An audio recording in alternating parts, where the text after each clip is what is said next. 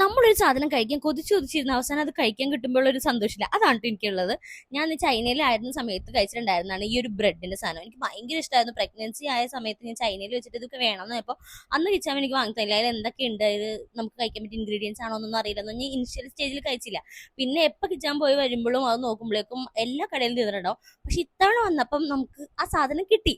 ആ സാധനമാണ് ഇത് എൻ്റെ കയ്യിലിരിക്കുന്നത്. ഒന്നര രണ്ടല്ല 5 പാക്കറ്റ് വാങ്ങിച്ചിട്ട് വന്നിട്ടുണ്ട് കേട്ടോ. പക്ഷെ ഇത് ഞാൻ ഒന്ന് രണ്ടൊക്കെ കഴിക്കുള്ളൂ. എന്നാലും കണ്ടപ്പോൾ എനിക്ക് ഭയങ്കര സന്തോഷമായിട്ടോ. നമ്മളിങ്ങനെ കൊതിച്ചു കൊതിച്ചിരുന്ന് കഴിക്കണ ആ ഇതാണ്.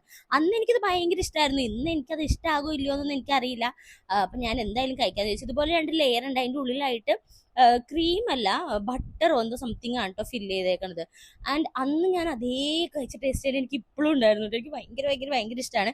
നിങ്ങളിങ്ങനെ പുറത്ത് പോയിട്ട് കഴിച്ച ഏതെങ്കിലും ഒരു ഫുഡ്, ഇത് ഭയങ്കര ലൈറ്റ് ആയിട്ടുള്ള ഒരു സാധനം, അങ്ങനെ എന്തെങ്കിലും നിങ്ങൾക്ക് ഇഷ്ടമുള്ളതുണ്ടോ, അല്ലെങ്കിൽ നിങ്ങൾക്ക് പ്രഗ്നൻസിയിൽ ഏറ്റവും ഇഷ്ടമുള്ള എന്തെങ്കിലും സാധനം കൊതിച്ചിരുന്ന് കിട്ടിയിട്ടുണ്ടോ എന്നൊക്കെ കമന്റ് ചെയ്യണം കേട്ടോ. അപ്പൊ എന്തായാലും ഞാൻ പോയിട്ട് എൻജോയ് ചെയ്യട്ടെ. അടുത്ത വീഡിയോ കാണാം.